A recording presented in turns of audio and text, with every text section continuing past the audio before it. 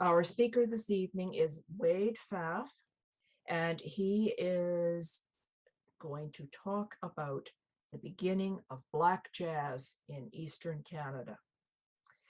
Wade was born in Toronto during the Civil Rights Movement to a family of South African educators.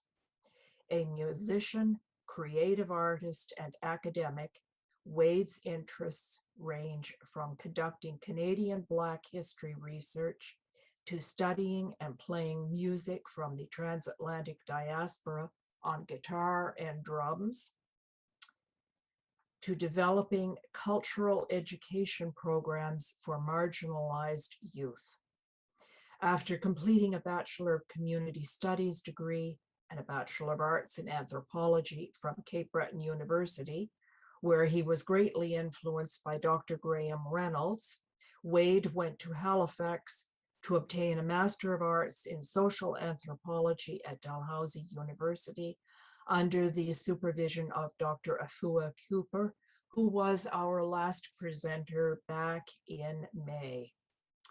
Wade is now a visiting scholar in residence at Cape Breton University's Center for Sound Communities, where he continues to study the relationship between the music of transatlantic Black cultures during the early 20th century, especially jazz and blues, and improvements in civil rights for people of color who came later in the century in Canada. And Wade's abstract, for those of you who perhaps have not had a chance to see it, because it will set the tone for a very interesting evening. Eastern Canada has contributed many talented Black jazz musicians to the stages and pages of music history. This presentation will highlight a few groundbreakers and Black influencers from the pre-war period, the heyday of jazz. In our collective subconscious, Black music and dance inspires African Canadians to strive for greatness and unite under the banner of music culture.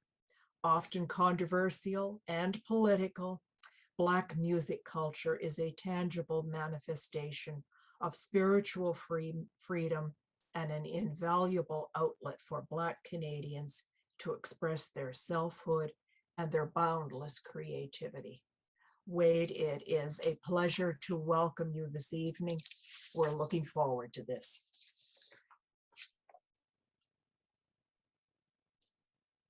Hello. Let me see now. Let me get up on screen.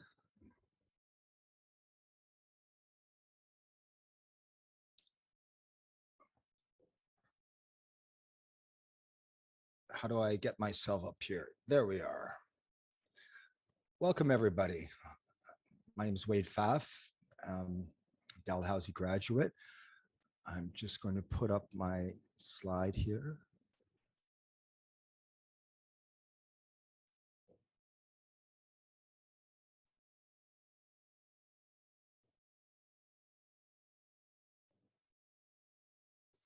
All right, wonderful. I'm going to take off my headphones. So as I said, my name is Wade Pfaff. I'm a social anthropologist with Cape Breton University Center for Sound Communities. Today's presentation is on the earliest days of jazz in Eastern Canada, and specifically about the life and times of Cy Mcclane, a Black Cape Breton pianist who lived an extraordinary life. In this presentation, I will show how cultural symbols and beliefs from his home country and beliefs from and influences from his hometown of Whitney Pier, Nova Scotia, affected his struggle for equal rights and racial equality in the fledgling Canadian entertainment industry of the 1930s to the 1950s. Cy's accomplishments and those of the jazz giants that came before him affect every Black Canadian's civil rights today. Eastern Canadian Blacks and the communities they lived in were important to the development of world jazz at the beginning of the 20th century. From the 1900s onward, Blacks from Nova Scotia, Quebec, and Ontario were drawn to Black jazz music and ragtime from the southern United States and its culture, and they spread their own interpretation of the new art form across Canada and into the United States. In 1917, Shelton Brooks, number 1 on this page, from Amherstburg, Ontario, was the first Canadian to record a jazz song, the Darktown Strutters Ball. The first professional jazz musician in Canada was George Paris, number 2, from Truro, Nova Scotia. He was a professional boxing trainer to Jack Johnson, the first Black world heavyweight champion, before becoming a drummer and starting Canada's first jazz band in 1917 at the Patricia Hotel in Vancouver.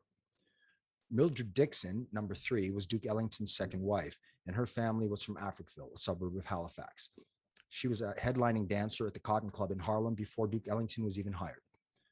A few Black musicians in Canada did gain fame through radio play, like Minnie Sutton, number 4, who I'll speak about in a minute, and Oscar Peterson, number 5. However, other musicians like Cy Mcclane, number 6, from Sydney, who moved to Toronto for work, only played locally and are virtually unknown today. Like many Black families who came to Cape Breton in the early 20th century, Cy Mcclane's family came from Barbados, bringing their cultural, political, and musical influences with them. The Mcclanes and other Black labor migrants experienced an exchange of cultural symbols with other ethnicities in their segregated neighborhoods. This effect has been called transculturation by anthropologists. Institutionalized Canadian racist policies eventually changed due to a few brave individuals like Cy Mcclane, who fought racism and discrimination with their artistry and political will. This presentation on Cy Mcclane's life, his contemporaries, and their achievements in the music industry is illustrative of how a single individual can affect change in an entire society. These musicians' dedication to self-betterment and thirst for success laid important groundwork for Blacks in the present who fight for their legal rights and freedom in Canada. And during the interwar period, from 1918 to 1939, racist practices prevailed everywhere in North America.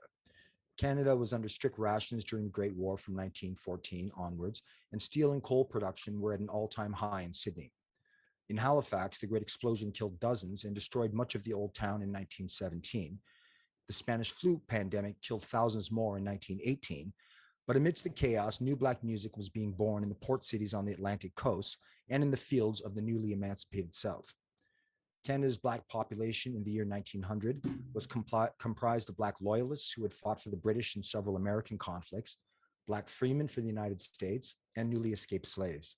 Now, the new Black migration from the West Indies began around 1900 with the industrialization of the East Coast and the Great Lakes regions.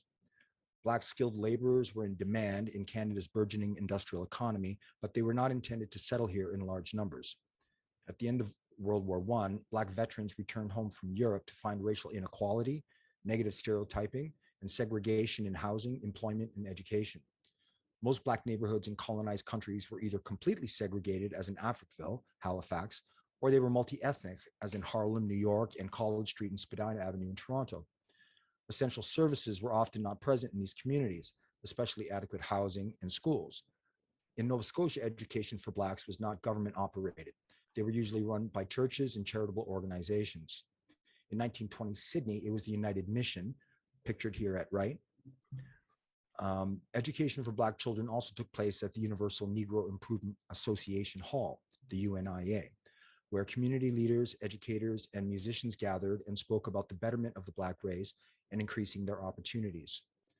The UNIA's Black Power message was to have a powerful impact on Cy and the rest of African Canadian society. In my research work, I have obtained a partial genealogy of the Mcclane family, which I filled out using archival sources, and from personal interviews I conducted in Whitney Pier when I was there in 2016 and 17. Cy Mcclane's father, George, came to Canada from Barbados in 1911 to work at the Dominion Iron and Steel Company plant in Sydney, Nova Scotia.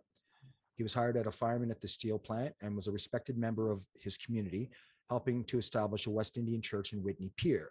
He was a member of the fraternal organizations, the Odd Fellows and the Foresters, and he also taught his sons to play both the piano and the violin. The majority of the Blacks in Whitney Pier were from the West Indies, and they brought the Caribbean music and culture with them. Transculturation was occurring in all the former slave-holding countries bordering the Atlantic Ocean.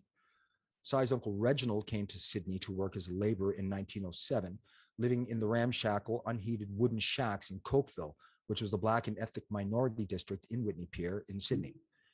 Cy's uncle Edwin chose to move around the British Empire looking for work in countries where the social conditions for Black were better than back home in Barbados. Cy was born in Sydney in 1916. That same year, Construction Battalion No. 2 was formed in Nova Scotia, and many Whitney Peer Blacks volunteered for service overseas. Unfortunately, not much else is known about the deceased Mcclane family members, but I will speak about some of the present-day living ones. In 1914 in Jamaica, Marcus Garvey founded the Universal Negro Improvement Association, the UNIA, with a Black nationalist Back to Africa message. Garvey and the UNIA were a powerful influence on Black political thought in Canada. The UNIA had established 700 branches around the world by the early 1920s, with 32 chapters in Canada. George Mcclane, Cy's father, became president of the Sydney chapter in 1929, which must have made a profound impression on a 13-year-old Searle. Even though Blacks were not allowed to bear arms in the Canadian military during World War I, the soldiers in Construction Battalion No. 2 distinguished themselves as the only all-Black troop in Canadian military history. Many of the soldiers were Garveyites and also musicians, as these photographs show. Marching bands and street parades were popular entertainments at the beginning of the century. This parade here in 1921 on Laurier Street, right in Sydney, was when the UNIA was just beginning. There were very few fields of employment available to Black men during the Great Depression. Most city-dwelling Blacks worked as laborers or entertainers. The best, most stable jobs were as sleeping car porters on the railways, a demeaning job, but one with a union and community respect. In addition to railway work, traveling circuses, minstrel shows, and vaudeville acts were instrumental in bringing American jazz to Canada. In the later days of the 1800s, Black minstrel troupes came up to Canada, and they were introducing real ragtime. And later in the 1920s, when there was minstrel shows in every small town across North America, Black minstrel troupes from the United States had real musicians introducing that to Canada. In the first half of the century, all forms of the media in North America perpetuated and promoted negative racial stereotypes, though, which also helped to spread this early jazz music, as I said.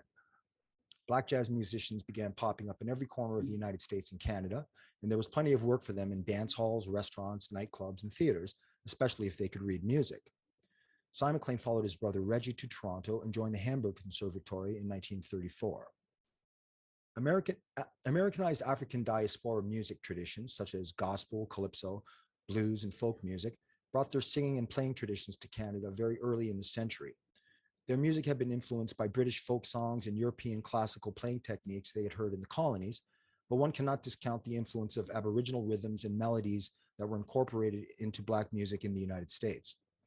All these influences combined in many port cities, but New Orleans was especially fertile. The majority of the pioneering musicians shown above were from Mississippi and started their careers in New Orleans. New Orleans was the link between the Caribbean and cities on the Mississippi River. Black music from that city, its parades, funerals, its plantation and Creole cultures, Spanish, English, and French-speaking citizenry, and history of slave trading, especially developed into what we now call jazz music. Charlie Patton, to the far left, was the first known blues guitarist from the Louisiana Delta, creating a unique 12-bar blues style that is still the root progression of jazz and popular music today, more than 100 years later. Bessie Smith, the singer, turned heads with her coon-shouting vocal style. She brought a gritty edge to what would become characteristic of blues and later rock vocals. Buddy Bolden in the middle, there's a trumpeter from New Orleans. It's said that he was to have invented jazz with a compelling improvisational style that inspired those around him to individualize their playing as well. Jelly Roll Morton always claimed that he had invented jazz in the brothels of Storyville around 1914. In truth, the term jazz is said to derive from the jasmine perfume worn by prostitutes in New Orleans brothels. And Morton was actually the first professional musician to write down African-American jazz in notation form.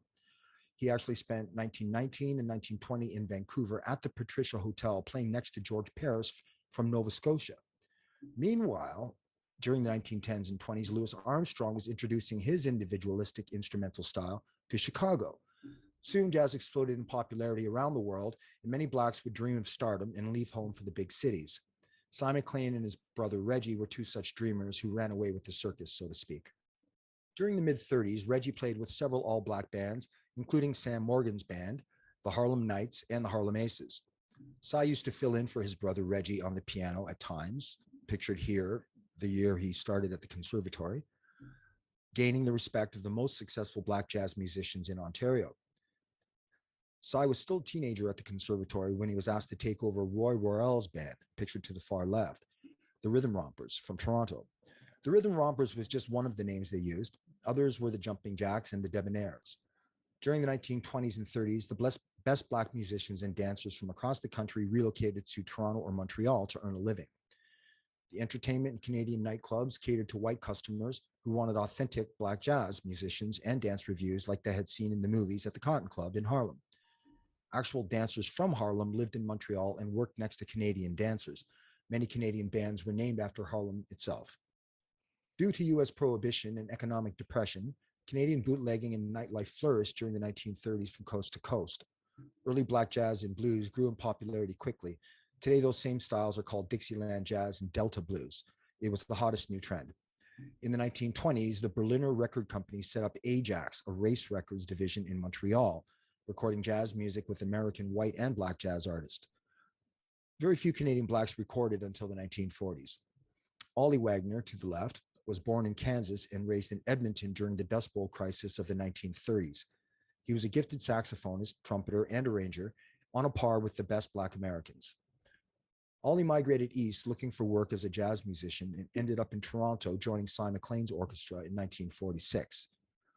Miney Sutton, in center, from Niagara Falls, Ontario, was fortunate to be able to record with Ajax, and he also had some modest radio play in Montreal. His Canadian ambassadors dominated the jazz scene in Montreal from the 1930s to 40s. Monty Sutton belonged to the American Federation of Musicians from the mid-20s when he dropped out of high school to join a Black band, the Ambassadors, in the US. He toured with them the northern states until he decided to start his own Canadian Ambassadors and moved to Montreal, where he was a huge success. Some of Canada's best Black jazz musicians performed in Montreal during the 30s and 40s at the Club Saint Michel and Rockhead's Paradise. Miney, to the left, was a high school dropout, as mentioned, in Niagara Falls, and it was said that he and the Canadian Ambassadors could sight read better than top American Black orchestras like Count Basie's. Daisy Peterson, top right, Oscar Peterson's older sister, taught some of Montreal's greatest jazz musicians, including Harold Steep Wade, that's in the center to the far left of that picture, and Lou Hooper of the Canadian Ambassadors, bottom right. Other famous Black jazz musicians of the 30s and 40s that Daisy Peterson trained were Oliver Jones from Montreal, Joe Seeley from Montreal also, and Milt Seeley of the Seeley Brothers from Montreal. Montreal's Black Little Burgundy section was called Harlem of the North, with American Black performers and strictly white audiences at Rockhead's Paradise and the Club Saint Michel. The best all-Black orchestras in Canada, such as Millard Thomas's and Miney Sutton's, played all-white revues in Montreal with full orchestras and dancers, like in Harlem, with Duke Ellington's orchestra at the Cotton Club in the 1920s and 30s. Canadian and American white audiences were enamored with Black entertainment until the start of the Second World War. Then white orchestras and dance revues replaced the original Black ones in Montreal and New York City. Black performers began to migrate once again, some to Europe, some to the US. When the United States declared prohibition in 1920, gangsterism and speakeasies flourished in Canada. Quebec was the first province to loosen its drinking laws and encourage New Yorkers to visit. Unofficial Black jazz scenes such as UNIE halls and other private halls, speakeasies, and rent parties were the only multiracial dance spaces in Canada prior to the Second War. Cultural influences intermingle and transculturation takes place in a transatlantic Black communities. Montreal's Little Burgundy is known as Paris of the North as well, with the top American Black musicians and dancers living right in the neighborhood for many years. Beginning in 1940, racial discrimination in the clubs made it hard for Black entertainers to earn a living in Montreal. Many Black performers were hired directly by Rufus Rockhead of Rockhead's Paradise, bottom left, in Montreal to help them through the hard times. Rufus Rockhead used to be a Coleman sleeping car porter, and he started bootlegging during Prohibition, and that's how he put money together to open up the club. And he attracted all the best musicians from Harlem because he was willing to pay them. In 1949, Oscar Peterson debuted at Jazz at the Philharmonic in New York, becoming a jazz legend. Many Black Canadian musicians relocated to the United States by the 1950s. Their versatility, endurance, self-promotion, mobility, and training finally paid off, and a few Black Canadians gained international fame. Radio play, films, and vinyl recordings were the keys to success for Blacks in Canada and the US. Cy Mcclane, Ollie Wagner, Miney Sutton, and others chose to stay in Canada because conditions for Blacks were far worse in the US at the time. But by choosing to remain in Canada, Black jazz musicians of the 1950s effectively crippled their professional music careers. From the 1930s to the 1940s, sized ensembles played the best non-union clubs in and around Toronto. Cy Mcclane and the Rhythm Rompers were the house band for 3 years at the club Top Hat on the Toronto Western waterfront, top right, and they played the Falling Brook Pavilion on the eastern waterfront. They played on the UNIA-sponsored cruise ship to the Big Picnic, which was an annual Black family reunion held at Port Dalhousie, Niagara, right here in my hometown, since Emancipation Day in 1834. In 1944, they toured Southern Ontario in a passenger van for Lifebuoy soap as the Debonaires. The admission was a single bar of Lifebuoy soap. As one would expect, they were refused service at hotels and restaurants throughout the entire trip. Due to unfair wage dispensation disputes, instrumentalists boycotted the recording industry 3 times during the 1940s.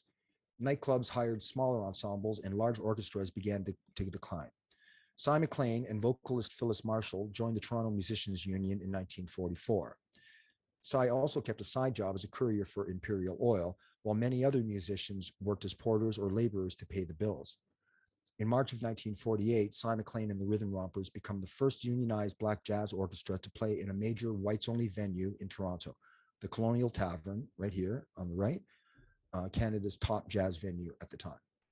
In 1946, Viola Desmond took the Roseland Theatre in New Glasgow, Nova Scotia, to the Nova Scotian Supreme Court over a racist bylaw, making Canadian history.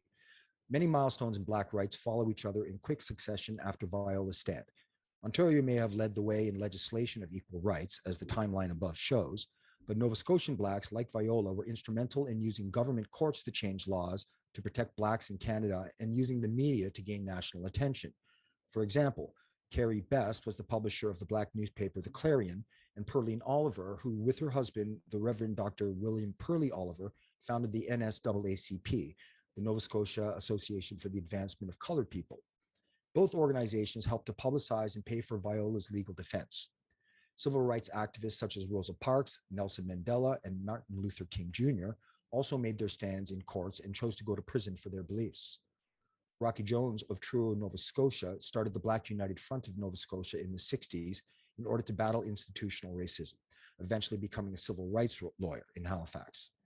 Top celebrities like Muhammad Ali advocated loudly for Black rights during the 60s, also choosing to go to jail for his beliefs.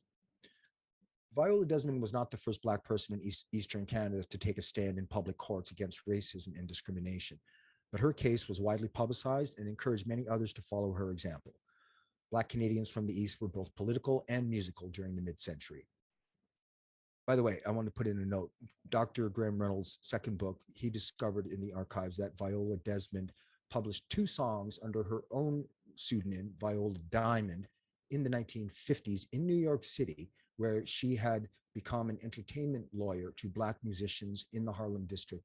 She actually wrote and published 2 songs as Viola Desmond before she passed away. During the 1950s, rock and roll and rhythm and blues dance music became dominant on the airwaves, and live jazz was losing popularity.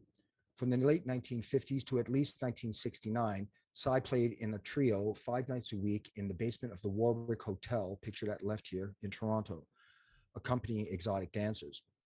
Few of the customers would have been aware that they were listening to one of the pioneers of Canadian jazz. With increased media exposure on television, in the movies, on records, and on the radio, rock, soul, and protest music gained popularity, drowning out jazz in the public sphere. Jazz may have been going out of fashion during the 50s and 60s, but it was still relevant, and it continued to develop as it still does today. In 1950, George Mcclane passed away, and both Cy and Reggie returned home to Sydney for the funeral. Over the next decade, the house was used as a rental property until in the late 1960s, when it was demolished along with many of the original buildings in the Cokeville section of Whitney Pier. In 1985, the church that his father had helped to bring to Canada from Barbados, the St. Philip's African Orthodox Church, held its first annual Toronto-Sydney reunion in the yard they used to play in as children at 34 Hankridge Street, to the right. Neighbors remember Cy as a short, hunchback man, soft-spoken, with a cheerful demeanor and a love for beer.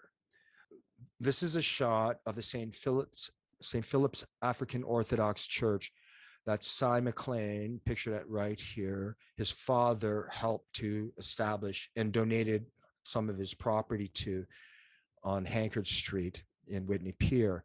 The empty lot next to it is where the house stood that Cy Mcclane grew up in. And when it was torn down, it was turned into this churchyard where the Sydney Toronto reunion is held annually. And there you see the picture of the very first reunion.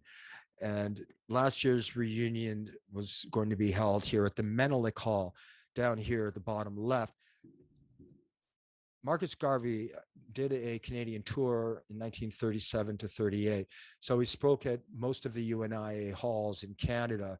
He spoke at Toronto's College in Spadina, and he spoke here at the Menelik Hall in 1938, where he gave the famous speech, "The Work That Has Been Done," in which he speaks the words, "Emancipate yourself from racial slavery. None but ourselves can free our minds," which was used by Bob Marley in Redemption Song in 1980. Now we are caught up.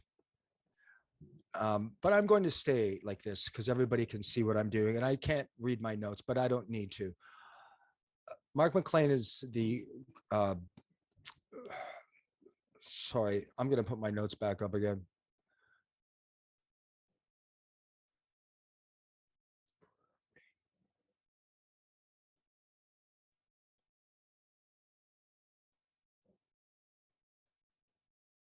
Mark Mcclane is the not the great grandson, the great grandnephew of Cy Mcclane, and so he never actually met Cy Mcclane.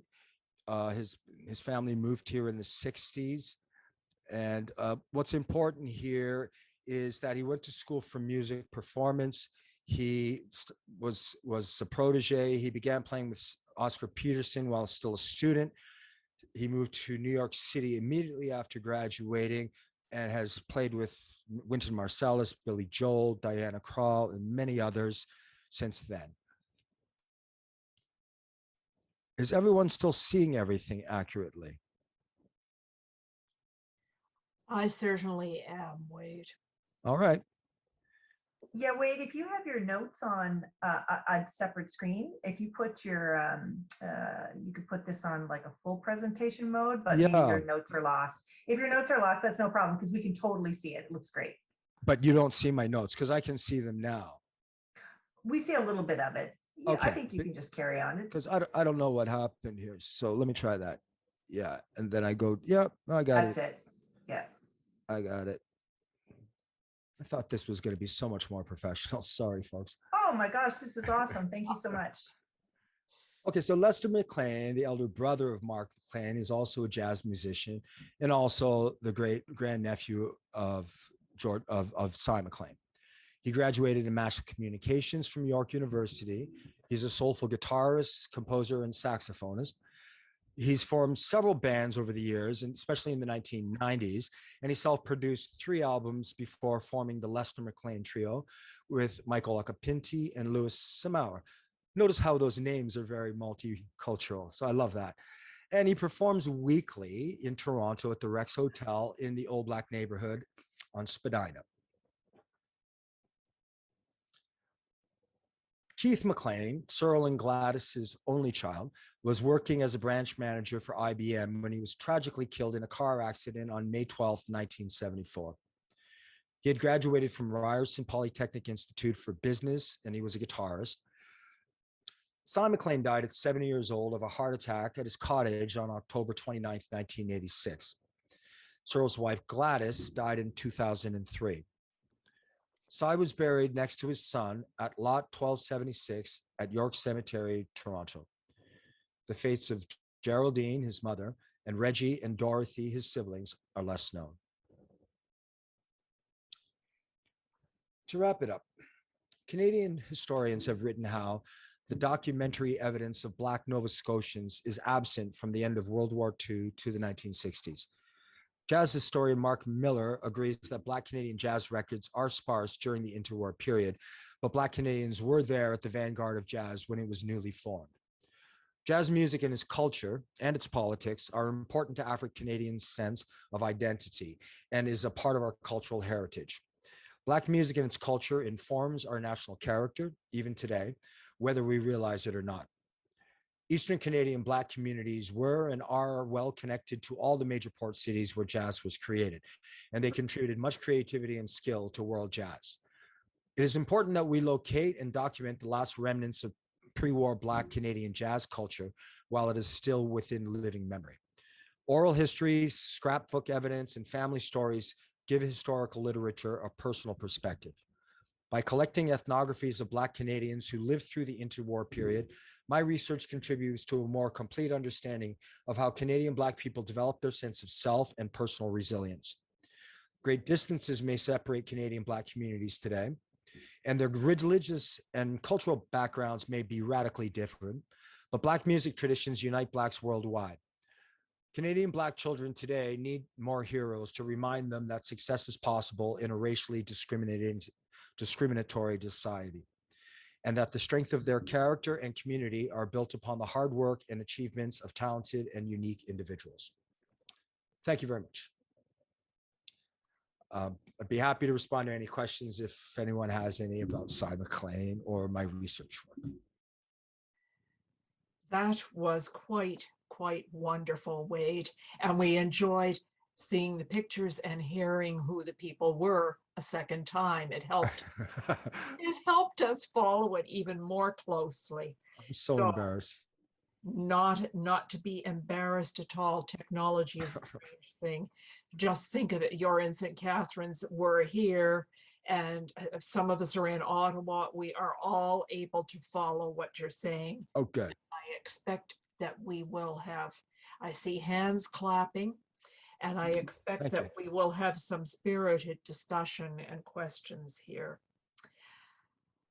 I'm going to suggest that anyone who wishes to ask a question, and I think that I'm going to have a bit of help with this from Sarah, that you use the hand sign at the bottom of the Zoom screen to ask a question or make a comment. And you can also, of course, use the chat.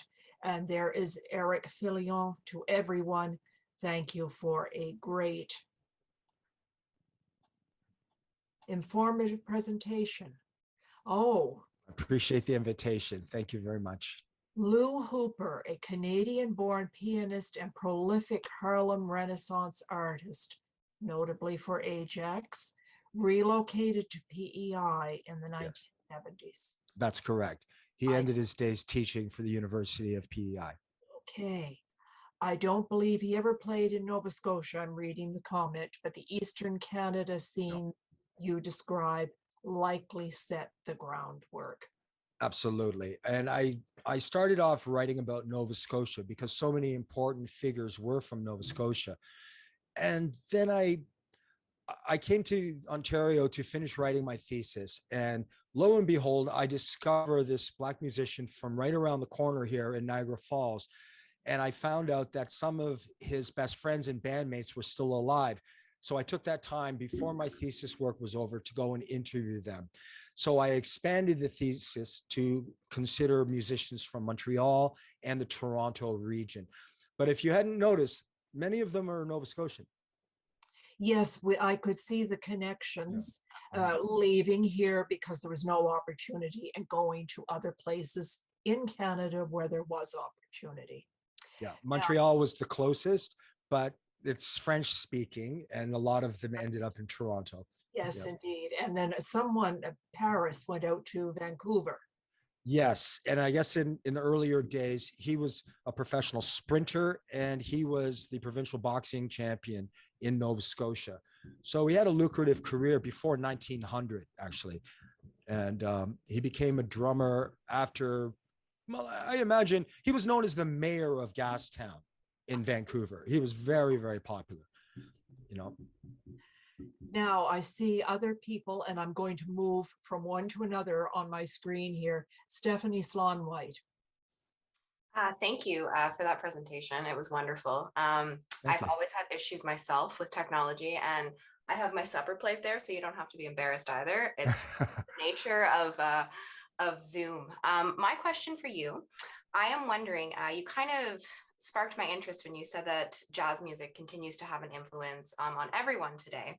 And I was wondering, how does that play into your position that you're currently in at CBU? Well, I'm a music historian, so I love to follow music, and it always leads me to the present. So I'm not always listening to old music. I'm listening to modern music, possibly R&B. I'm listening to some hip hop, and I particularly like fusion and acid jazz, which is a fusion between hip hop, funk, and jazz. And so I hear elements of jazz in people like Beyonce, people like D'Angelo. Now, modern hip hop is not necessarily so related. I would call that more related to blues. But I would say that hip hop from about a decade ago was certainly using a lot of jazz influence, and R&B definitely. And so what it's helping me to do as a researcher is it's helping to determine where people are coming from, what their driving force is, what drives them. And I love to hear different types of music integrated into modern music. You know, when somebody puts, like, you know, spoken word mixed with classical or reggae or jungle, you know, I'm hearing the story of the history of the music. And so it's fortunate that I'm a musician and I've been part of the dance scene since I was preteen. I've been following it since the early 70s. And so I know a little bit about what's going on with trends, and I hear jazz all around me in the beats, in the instrumentation, in the, you know, in the rhythmic pattern of lyrics. I hope that answers your question. No, thank you. That's excellent. David Fleming, you have a question. Yes, I do. Thank you very much. A very excellent lecture. Thank you. About 20 years ago, I was talking to Joe Seeley about where he learned to be a jazz musician. And he told me that he had taken lessons from some members of the Staticona band. Oh, yeah. They used to play at the club on Club 999, I think, on Barrington Street. Yes, he told me that when I interviewed him. Yeah. And he mentioned that a lot of musicians that came to Nova Scotia, both black and white, got their start in music because a lot of them couldn't afford lessons by professionals other than people who were in the military. Yeah. And have you come across a lot of black jazz musicians who were trained by military musicians? Interesting. I would say that in the early part of the century, they were musicians before they started in the military. And I think they were actually valued for that very reason. I remember watching documentaries about the same time period in the United States, and people like Dave Brubeck, he was really disgusted with the fact that the American military during World War II insisted upon segregation. And he stood out against that, as did, I think it was Woody Herman, who insisted upon having black members in their band. When they came back to America and they were no longer playing for the troops, then the clubs insisted on segregation. And people like Benny Goodman insisted that they would not play without, what was his name again? The vibraphone player. Anyhow, what I was getting at was, in the early part of the century, they were musicians first. There weren't a lot of blacks in the military. The military was primarily interested in them for labor, but was certainly interested in them as musicians. This was the heyday of jazz, and I think people wanted to hear authentic blues and jazz black musicians, and the very popular ones volunteered for service, and they played for the troops. And in answering your question, no, I don't know of any who were trained by the military in jazz. Although I did remember hearing a story about a white fellow from England, Shearing, Harold Shearing, who was trained through the military. Thank you. Dan Conlon. Thank you, Wade, for an amazing talk. I love the way that you have that sort of human rights background woven through these musical connections. That's really a wonderful context. I'm dying to know a bit more about the Viola Desmond work in music in New York. Yes. And if I understood you right, she was helping represent musicians. Can you tell me a bit more about that chapter of her career? It's all new to me. Okay. I did some extensive research for Dr. Cooper as part of the Lord Dalhousie report on racism and slavery.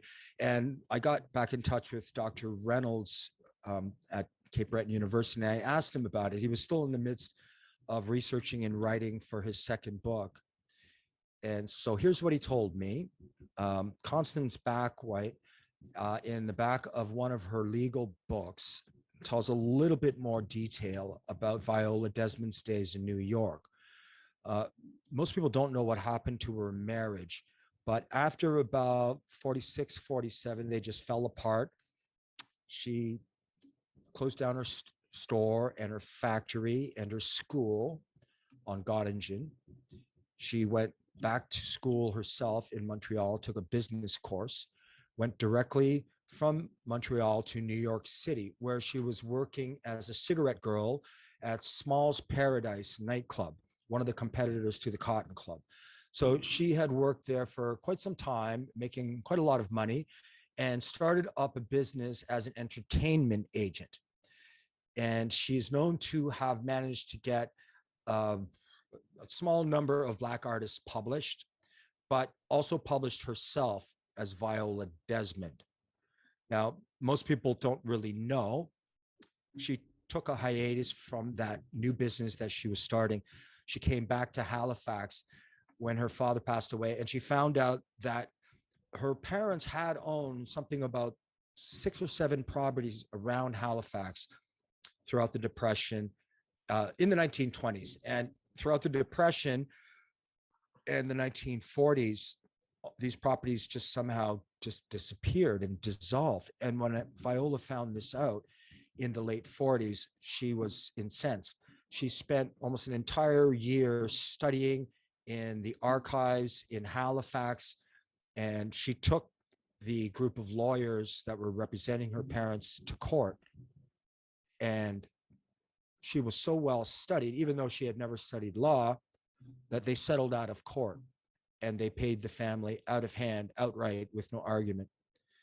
And as fee for her service, she took half the money from her parents, which at that point wasn't really a big thing. Her mom was by herself. They owned their own house, and she had given up a year of work. As a side note, since she was a teenager, she supported her younger brother, who was born with schizophrenia and spent his entire life in a mental institution outside of Halifax. When she passed away in 1951 or 54, found amongst her notes were the 2 songs that she had written and published. But in her will, she had left all of her worldly savings and belongings to be split between all of her nephews and nieces to be put towards their education. That's the kind of person she was. So, thank you. Yeah. That is a remarkable story, Wade. I hope that it will become more widely known. It would be in Dr. Reynolds' second book. Okay, then it is not widely known. No. And perhaps some initiative can be taken. Mm-hmm. Before I should write an extended article about Viola. I know a little bit more about her creative endeavors than most people do know. That would be an incredible contribution to what she accomplished during her lifetime. It should be known. It should be. I hope you or Dr. Murray somebody will consider doing that. I will. You know, I see the connection between civil rights and arts and music and business. I see that link, you know. I'm also thinking that, and we are all amazed at what you have opened up for us to look at this evening, Wade, there are all of the ingredients here for a fascinating documentary. I'm hoping to make a documentary about this research. You're going to be a busy man. I have a paper to submit that's far more detailed than this talk. So we'll talk about that later. That will be, we'll be very interested in seeing that. That will be a wonderful addition for us. Fantastic. I was also wondering, and then I'll see if anybody else has additional questions. Has research been done in industrial Cape Breton on jazz roots there? Cy Mcclane left the community. Family were still in the community. There must have been a rich musical tradition there, but perhaps bubbling under the surface. Just wondering, has it been captured through archival sources? Do you know? Is this an ideal and fertile ground? Well, there is now a Cape Breton Jazz Festival, and I believe it was started by my former professor, Chris Mcdonald at Cape Breton University. But no, there wasn't much known about the jazz history of Cape Breton. I know about Charlie Hillcoat's band, and I know about a few of the other bands that were big in Cape Breton. But I managed to interview this fellow named Mike Mcdonald. His father was a guy named Wooden Al Mcdonald, and they're both bass players. Wooden Al was playing in Halifax and in Montreal going back to the 1930s. And Red Mike, he's in his 60s or 70s now. I interviewed him. He was telling me about jazz jam sessions taking place at the Menelik Hall straight through to the 1980s with Black jazz artists from Cape Breton and Halifax. Fellows like Alf Coward, Noel Coward, Bucky Adams, and Wayne Hamilton, and Les Bryan. And these are all fellows who actually will go out of their way, come from Halifax to play with Cape Breton musicians. Now, this is not necessarily because they were Black musicians that they wanted to play with. I think we have to remember that there may have been this racist atmosphere in the outer world, in society, but not amongst musicians. And there isn't any sort of discrimination amongst musicians. And so that was still active into the 1980s. And I remember asking Mike in my interview, I said, so let me get this straight. You could just make a phone call to the hall and say, hey, we got some guys coming in from out of town. You got to open the door for us. And they would just do it. And then they'd call their friends and they'd call their friends. And next thing you know, there would be like 60 people there. Is that what you would do? And he's like, yeah. I would just make a phone call. They'd just let us in and people would hear about it and they hear the music, you know? I hope that we will be able to capture those memories before those people have passed along. I recognize some of the names in there and they're still alive. So somebody has to go out and grab them. Yes. I see Eric Fillion with a question too, or a comment. Eric? Yes, you can all hear me. Yes. Yes, we can. So thank you again for your presentation. As I mentioned, or I noted in the comment or in the chat field, my question or my comment was about Lou Hooper. And incidentally, this connects with the question about the military. And I would have to agree with you that in most instances, they were musicians first. I mean, certainly that was the case with Lou Hooper when he joined the US Army for the First World War and the Canadian Army in the Second World War. And if there was any training done, it was people like Lou Hooper who would inspire and really share his skills with less prolific or less skilled musicians in the Army. But to go back to my question and to follow up on the prelude to it, I mentioned the warm reception that Lou Hooper received when he relocated to PEI in the 1970s. And so my question is, would you say that it was also the warm reception that he received? Would you say that it was also a function of Canada having a pan-Canadian scene of sort by then? And another way to phrase the question maybe would be, when do you see the country's different regional scenes truly coming together? So when is the Eastern Canada scene really connecting with the Toronto scene, the Vancouver scene, and not just on the level of individual musicians, but really in terms of media and all of that? I would have to see that time period as being just prior to World War II, because there were two different worlds. There was the world of Woody Herman and Benny Goodman and huge white, very popular orchestras that were on records and in movies. And Black artists, even the ones that were super well known, like Duke Ellington, Count Basie, they were the only ones being heard. So there was a lot of musicians who were just sort of disappearing into the woodwork.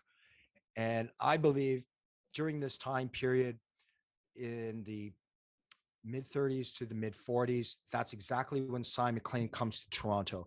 That's exactly when Ollie Wagner comes from Edmonton to Toronto. Things were drying up in Montreal. The Black clubs were not hiring Black artists anymore. They were hiring white artists. That's what the audience wanted to see. And so there was just very little work. And so why did they come to Toronto? I think it's because Toronto has always been a leader in inclusivity, and it's very multicultural. Montreal is very multicultural too. But I think that during World War II, just like after World War I, there was an influx of racism with the Birth of the Nation film. And prior to that, there were Black city councilors and Black mayors and lawyers. All of a sudden, now you have segregated schools in the 1920s. All of a sudden, you have Blacks aren't allowed into universities. They're not allowed to live in certain neighborhoods. They have separate drinking fountains and places to sit on the bus and the theater. These did not exist prior to that film, War of Birth of a Nation by D.W. de Griffiths. So the same thing happens after World War II. Soldiers come back. They're used to being treated with a certain amount of dignity in Europe. They come back. Canadian American society are not very welcoming. Things are segregated that never used to be segregated. Whites seem to be angrier, people that were their friends prior. I can give you other examples. There's a little place down here in Southern Ontario called Priceville. For Colonel Price was a colonel with the King's Army in the Revolutionary War. He settled this town called Priceville. And for 200 years, it was a prosperous Black community. And of course, they had a cemetery. In the 1930s, they were run out of town by the people who lived right next door to them, the white neighbors. Half of them were half Black. They'd have to go through their family albums to see photographs with Black people, look up their birth records to find out they were related to these people. So this town, Priceville, was settled by Colonel Price, a Black man. For 200 years, they were perfectly fine. All of a sudden, in the 1930s, they are run out of town. Their houses are burnt down by the local white community. The cemetery was mowed over. The headstones were used as the floor of a farmer's stable until they were discovered by local white people who were doing history research. And they're the ones who led the vanguard in discovering the Black history of their town. So let's not forget that a lot of these towns eliminated their own history intentionally in the 1930s and 40s. I think that's the moment where these Black artists come together and they start pooling together their resources. They put aside their differences between American and Canadian, between American and West Indian, between East Coast and West Coast, city and country boy. I think they put it all aside. They just needed to find work. And it was the heyday. Like in America, Black artists like Bill Bojangles and Count Basie were doing a fantastic job. It's just that in Canada, we didn't have Canadian content laws yet. We were still promoting American artists and not promoting our own, with the very small exception of Oscar Peterson after 1949. So the period that people come together is 1934 to 1944. At the end of World War II, this big clamp down on separate this and separate that begins all over again until 20 years later, we end up with the civil rights movement. So I think that Blacks in North America have gone through this several times over. If they're allowed to fight, they come back and they face worse discrimination. So that naturally leads to banding together, which is another big part of my thesis. People, Robin Winks, the famous author on Black Canadians, who's an American white person, has claimed that Canadians don't have much political will or any unity or any strong political leaders. I strongly disagree with that. I maintain that Canadian Blacks have a strong kinship, friendship, and relationship with each other. It doesn't just come from their hardship and their common plight. It comes from similarities in their slave-bearing cultures. I'm South African, for instance, and I don't see that much of a difference between Trinidadian curried chicken and South African curried chicken. What I mean to say is that Black cultures have similarities in the way that they dance, the way they dress, the way they speak, what they like to eat, and their music. South African music has very strong connections to the Caribbean. And so I think in times when people are forced to migrate for work, you will see this transculturation taking place and new art forms are being born. And it's normally happening in minority communities who are trying to do something counterculture. And then it becomes appropriated by the main culture, popularized, and then they have to find something else to be counterculture. So originally rap was counterculture, then it had to be gangster rap, then it had to be hip hop, then it had to be gangster hip hop. Now, I mean to say that people will always look for a way of being counterculture, and God love them. Wade, you are giving us so much to think about that we can barely keep up with you. But I believe Sarah also has something she would like to ask or comment upon. Sarah Beanlands? Yes, Wade, the first thing that I just wanted to express to you was how much I appreciated your lecture. It was absolutely amazing. I learned so much and I'm just inspired by your work and your scholarship. So thank you so much for just an excellent evening. And I wanted to make sure that you didn't miss, I don't know if you can see all of the comments, but there are a couple that I want to make sure I read them to you so you don't miss them. The first one is from Mitchell. That was a fantastic presentation, Wade. Well done. I can remember back in 2016, we were classmates studying under Dr. Graham Reynolds. Oh, wow. I'm really proud to see how well you have done with this amazing research. Keep up the good work. Thank you. Is that Mitchell? That was Mitchell. And then George Parker writes, an important addition to Canadian music and Black culture's role in it. And then Anne-Marie, who is the editor of the Royal Nova Scotia Historical Society Journal, cannot wait to read your article. I have one coming out in Acadiensis soon. I wrote an article about this before I even started this, and they're going to publish that. But I have a separate one for you guys. That sounds very good. We like to hear that. And I'm going to take you up on that Viola Desmond challenge. Please do. That is very significant. There's room there for an explosion of new thinking about Viola and new respect for her. It's an amazing woman. Are there other questions?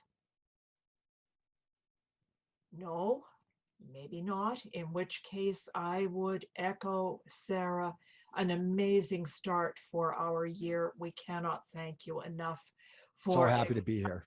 Us. And it's particularly timely considering this way forward that we are about to approach. This is a wonderful way to begin our exploration. We thank you. We will be watching you. We'll be waiting for an article, and we'll be hoping for a documentary. We'll be hoping for more work on Viola, more work on industrial Cape Breton and its music scene. Yeah. Just an explosion coming here. Thank you very much. Thank you very much for inviting me and for all of you for attending. I do appreciate it. We are all, I think we're going to have to go away and think about this for a couple of hours. Oh, I wanted to point out two things. I'm involved in Dr. Afua Cooper's A Black People's History of Canada project, where I'm doing primary research down here in the St. Catharines, Niagara region on the Underground Railroad. So we can follow along with that project over the course of the next 3 years. Also, I myself have a little Instagram page where I highlight a Canadian Black musician 3 times a week. And I play 30 seconds of their music and give roughly 3 facts about their life and roughly 2 or 3 images of them at different periods in history. So that is my name, Wade Pfaff, at Instagram. And there's nothing frivolous about it. It's just these postings about Black music history. And it has a connection to my YouTube channel, which is a repository of Black music throughout time from friends of mine, like up to like 80 or 90 friends of mine from around the world, who all post videos and albums and songs of things that contributed to Black music. So these are not just Black artists, you know, lots and lots of people have connected to Black music history. So that's called Transculturation at YouTube. At Facebook, at facebook.com. So if you're interested in this topic, the Instagram page, Wade Pfaff at Instagram, has these quick little blurbs about interesting characters in Black music history in Canada. Okay, so. I'll be signing up for Instagram. Thank you. I always said I wouldn't, but I changed my mind. Thank you, Wade. I do appreciate it. Right. We're all sort of coming back down to earth. We thank you most sincerely. And I was also, my final comment about that would be, I hope that in another year or 2 years, perhaps you and Afua and a couple others on that project will be able to do a group presentation for us on what has developed from it. And by that time, we will be able to meet in person and it can be a forum, which would be wonderful. That would be fantastic. Absolutely. So